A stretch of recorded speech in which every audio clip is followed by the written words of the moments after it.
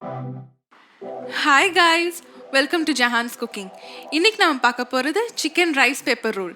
அதுக்கு தேவையான இன்க்ரீடியன்ட்ஸ் என்னன்னு நோட் பண்ணிக்கோங்க.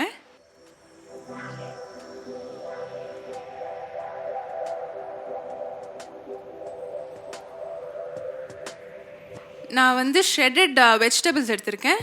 Cabbage, capsicum, carrot, salt, green chilli, chicken, rice paper sheets and garlic paste.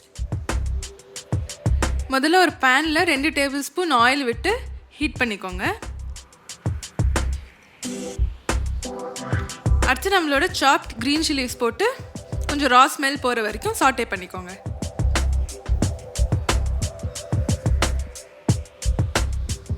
அடுத்து நம்மளோட சிக்கன் ஆட் பண்ணிவிட்டு அது ஒரு 2 மினிட்ஸ் குக் பண்ணிக்கோங்க. அது ஒரு ஹாஃப் குக்ட் ஆனதுக்கப்புறம் நம்ம சால்ட் ஆட் பண்ணி நல்லா மிக்ஸ் பண்ணிக்கோங்க. அடுத்து நம்ம எடுத்து வச்ச கார்லிக் பேஸ்ட் ஆட் பண்ணிக்கலாம். நம்மளோட சிக்கன் ஒரு 5 நிமிஷம் குக் ஆனால் போதும். அது தனியாக எடுத்து வச்சுக்கோங்க. அடுத்து அதே பேனில் நம்மளோட கேரட் ஆட் பண்ணிக்கோங்க. அது கொஞ்சம் நல்லா ஹாஃப் குக்ட் ஆன அப்புறம் நம்மளோட அடுத்த வெஜிடபிள், அதாவது கேப்சிகம் ஆட் பண்ணிக்கோங்க.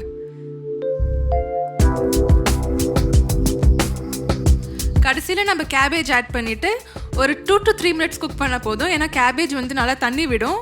அதனால ஒரு 3 நிமிஷம் குக் பண்ணிக்கிட்டா போதும். அடுத்து கொஞ்சம் உப்பு ஆட் பண்ணிவிட்டு நம்மளோட வெஜிடபிள்ஸ் கொஞ்சம் கிறிஸ்பியாக இருக்க போதே அதை எடுத்து வச்சுக்கலாம்.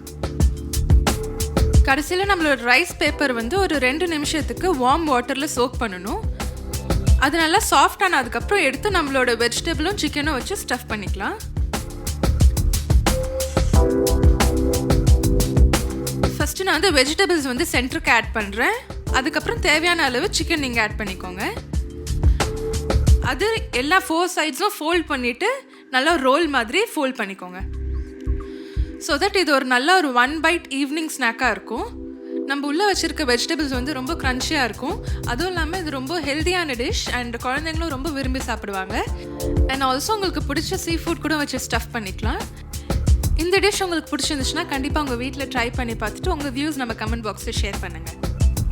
இந்த வீடியோ உங்களுக்கு பிடிச்சிருந்துச்சுன்னா கண்டிப்பாக லைக் அண்ட் சப்ஸ்கிரைப் பண்ணுங்கள்.